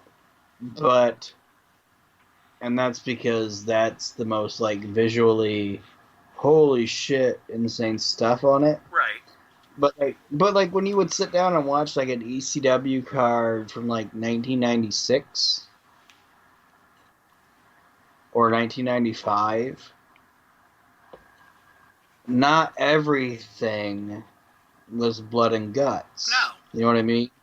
Like there'd be shit where you'd sit down and you'd watch it, and you might see like a Sandman match where he fought, Terry Funk, and it was violent, But then right after that, you'd get like, holy shit, the Steiner brothers showed up, and now they're gonna fight, Too Cold Scorpio and somebody. You know what I'm saying? Mm-hmm.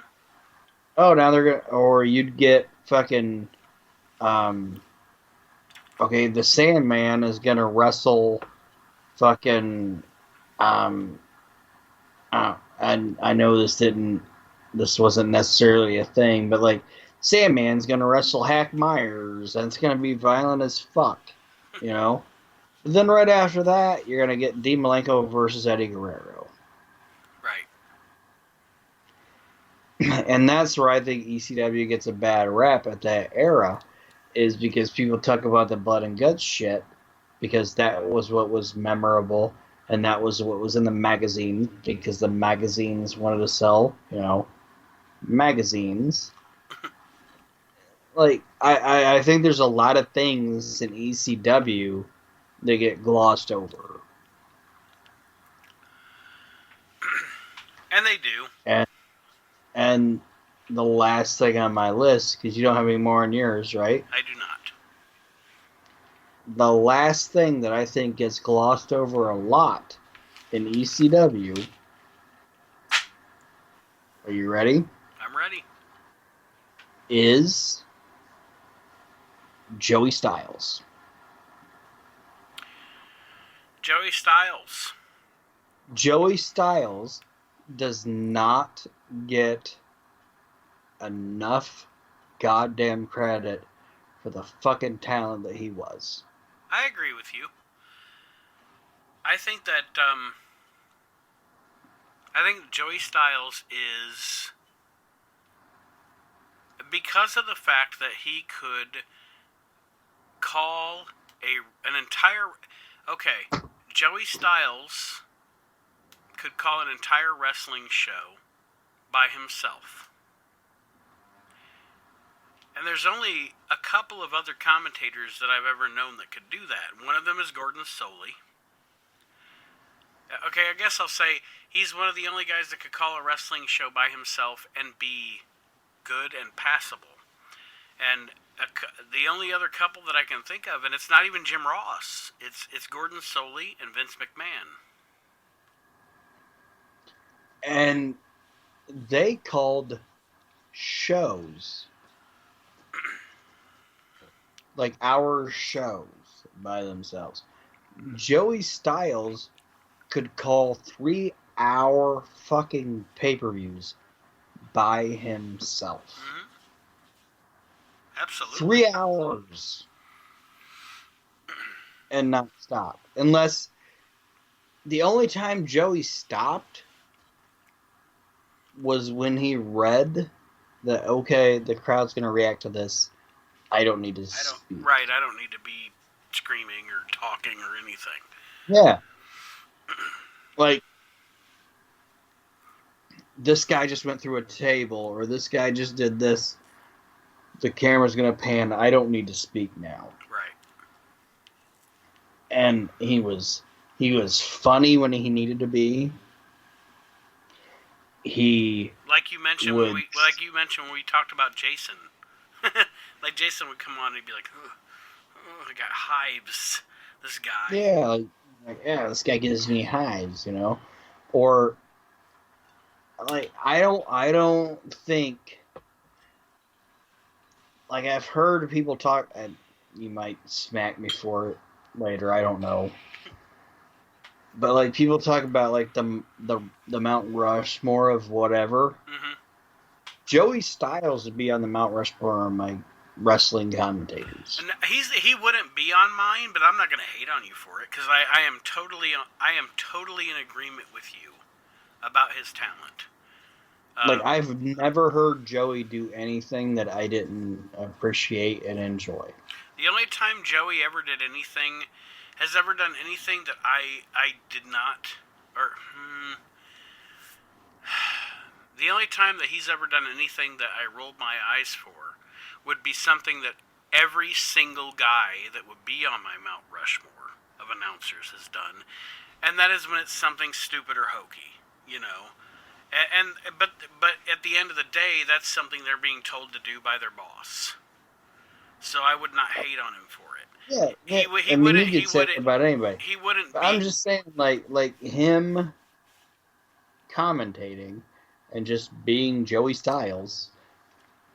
Joey Styles is as good as any other wrestling announcer you want to hear. And I'm not going to disagree at all. And again, he wouldn't be on my Rushmore. 911 chokeslammed Santa Claus, and Joey Styles said, "I didn't even know 911 was Jewish." It's one of my favorite lines any commentator's ever said. Loved it. And like I said, he wouldn't be on my Rushmore, but that's not a hate on him. That's just because there's four guys. I mean, lots of guys have called wrestling. There's just four guys that I would put over him, but I can see why you would say that. So I'm absolutely not hating on that comment at all. Joey was, again, we talk about the spine. I talked about Dreamer and Raven being the spine. We talked about Jason being a constant. I think you could say both of those two things about Joey too. Yeah. So, well, I think it's Joey's the vocal cords of the ECW. Good call. So I think this was a good discussion. Paulie's the brain. Joey's the vocal cords. And like I said, I mean, and just look at the guy when he went to like the WWF or the WWE. Mm-hmm. He went there, the WWE. He didn't miss a beat there. No. He didn't You seem know what I out mean? of Like, place. even when he was there, he was fantastic when he was there. Mm-hmm. Like, he should still be there. Well, you know what I mean? But the thing is about, he's actually not there, not out of their choice, but out of his choice. He decided to do his thing. Saying, like, so they obviously recognized his talent. Yeah. But I think Joey Styles is an underappreciated and underrated fucking person in the entire realm of wrestling broadcast. Like, not like obviously in the ring, just the presentation and the broadcasting of professional wrestling. I think Joey Styles doesn't get enough credit. And I will not disagree. Stocky Balboa. So I think we've had a good, decent discussion of ECW, and I think that, well, you can tell me, Aaron, do you think that during this presentation, during this conversation, I may have dispelled some rumors about the fact, or about how much I hate, quote unquote, ECW? Well, I think you were okay. Guys, Aaron and I both, and Kyle, we're Monday Night Wars, we are 80s and 90s wrestling kids. And I just happen to, the three big promotions during that time were WWF, WCW, and ECW. And ECW is just, out of those three, my least favorite. Now, what I will say is, out of a lot of, if you sum it all up, out of all the territories, promotions, everything, in the grand scheme of things, I don't rank ECW as one of the worst. It's just that era that we seem to talk about the most, it's my least favorite. So, but I want to give some love to ECW on this week's edition of the show. And now we will go to our final segment of the show, and it is more of Aaron's Google Translate. We did Super Freak earlier on, which I think turned out pretty good, don't you? Yeah, I think alright. I think that was a good Google Translate. So what have you picked for the listeners before we sign off? Well, I'm gonna play it. You ready? I am. Roll another blunt. Yeah. Ooh ooh ooh. La la da da da da. La da da la da da da. La da da da. La da da da. I was gonna clean my room until I got high. I was gonna get up and find the broom, but then I got high. My room is still messed up, and I know why. Man, yeah. Hey, cause I got high, because I got high, because I got high. La da da da da da da. I was gonna go to class before I got high. Come on. Y'all, check it out. I could have cheated and I could have passed, but I got high. I am taking it next semester, and I know why. Man, yeah. Hey, cause I got high, because I got high, because I got high. I was gonna go to court before I got high. I was gonna pay my child support, but then I got high. No. You wasn't. They took my whole paycheck, and I know why. What, man? Yeah. Hey, cause I got high, because I got high, because I got high. La da da da da da. I wasn't gonna run from the cops, but I was high. I'm serious. Man, I was gonna pull right over and stop, but I was high. Now I am a paraplegic, and I know why. Man, yeah. Hey, cause I got high, because I got high, because I got high. La da da da da da. I was gonna make love to you, but then I got high. I was gonna eat yo pussy too, but then I got high. Now I'm jacking off, and I know I turn this shit off. Yeah. Hey, cause I got high. Keep going, because I got high. EY. Do that over again, because I got high. Come on, man. Come on. La da da da da da. I messed up my entire life, because I got high. I lost my kids and wife, because I got high. Say what? Say what? Say what? Say what? Now I'm sleeping on the sidewalk, and I know why. What, man? Yeah. Hey, cause I got high, because I got high, because I got high. La da da da da da. I must stop singing this song, because I'm high. Present tense, baby. Oh, I'm singing this whole thing wrong, because I'm high. Bring it back. Bring it back. And if I don't sell one copy, I'll know why. Man, cause I'm high, cause I'm high, cause I'm high. Are you really high though? Man, la da da da da da, la da da da da da, la da da da. He really is high. Man, shoop shooby doo wop, get jiggy with it. Skibbity bebop diddy doo wah.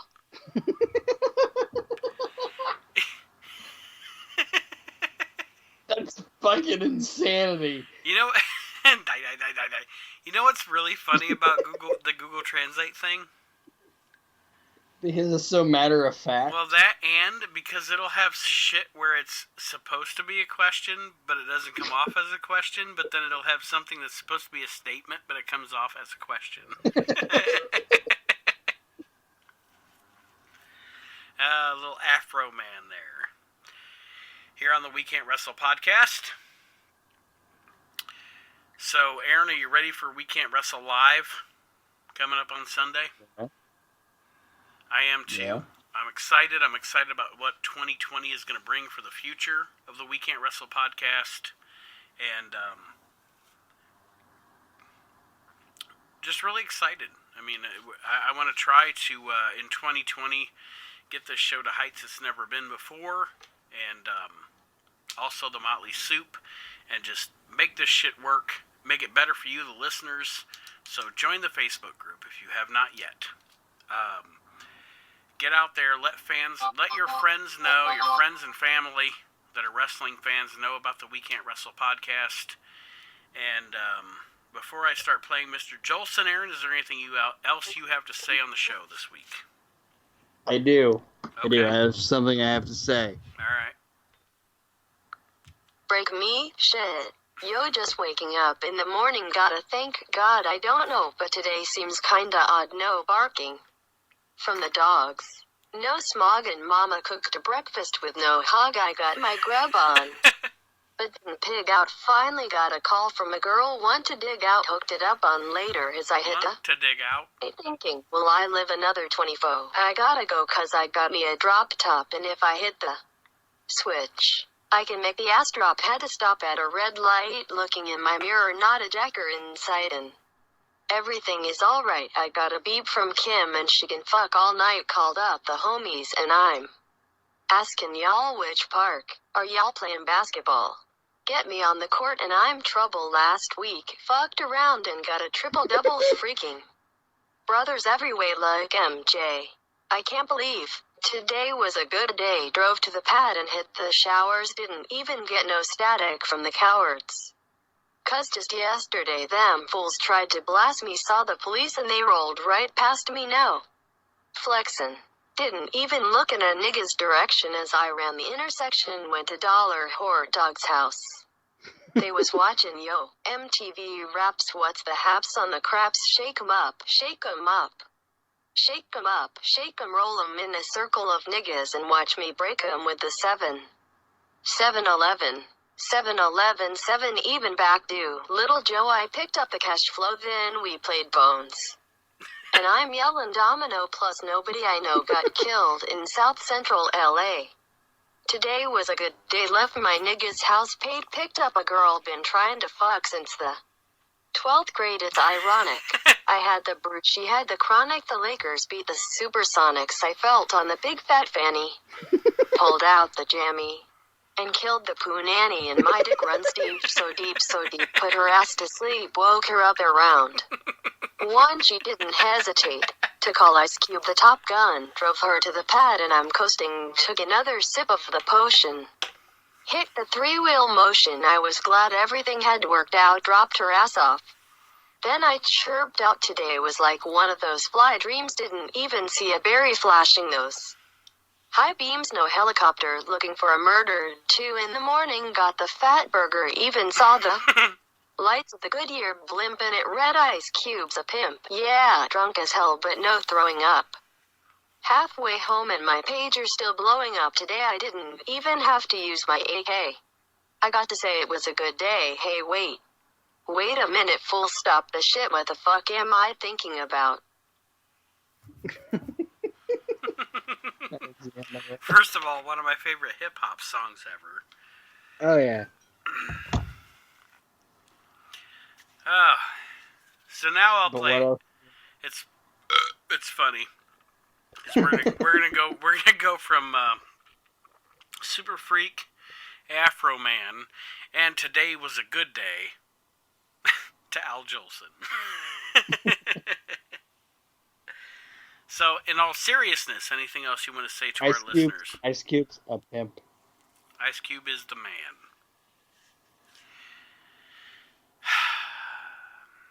I'm gonna start Al Jolson. One of my favorite things is I love SVU, Mm-hmm. and I love Ice-T on SVU. It's fantastic. It is. He's great on there.